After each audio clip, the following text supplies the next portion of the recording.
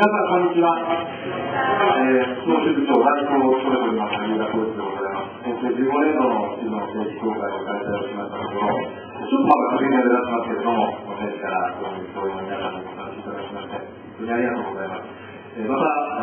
春7月の統一地方選挙では、私ども17名の公認推薦候補を立て、全員の当選を向けるしたわけですけれども、市候補として力を及ばず、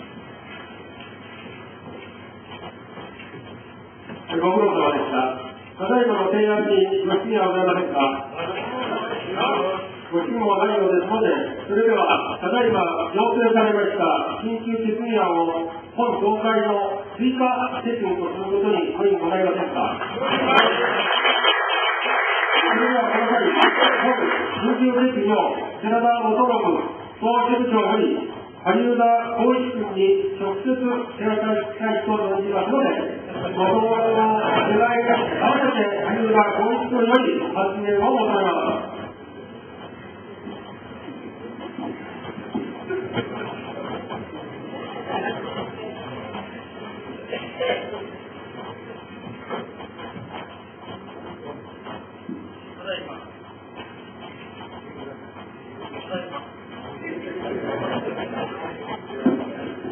ただいま決議にお渡しいたしますので、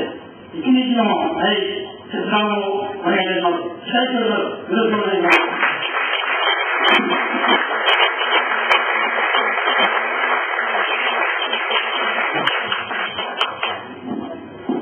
改めまして皆さん、大変ご苦労様でございます。ただいまは政治大会の総会の中において、総支部の皆さんの総意をもって、次期衆議院議員選挙に私が出馬をせよという要請をいただくこととなりました。自ら私に大変大きな期待をかけていただいた党員党友、そして新団はじめ各部会団体の皆さんのご決断を私としては大変光栄に思い、また重く受け止めて、慎重に対応してまいりたいというふうに思っております。私自身、この道に入った時から、もう私の身は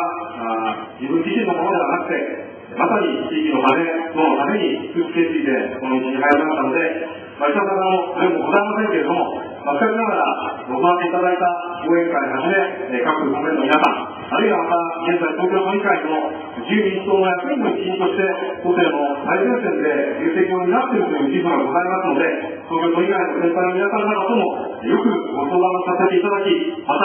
夏休みのキャンプの予定を子どもと立てておりますので、家族ともご相談をさせていただいて、できるだけ早い時期に皆さんのご期待にしっかり応えられる前向きな決断を持って、ご返答したいというふうに思いますので、本日のところはこの要請を重く受け止めさせていただいて、ご連絡させていただきたいというふうに思います。ありがとうございました。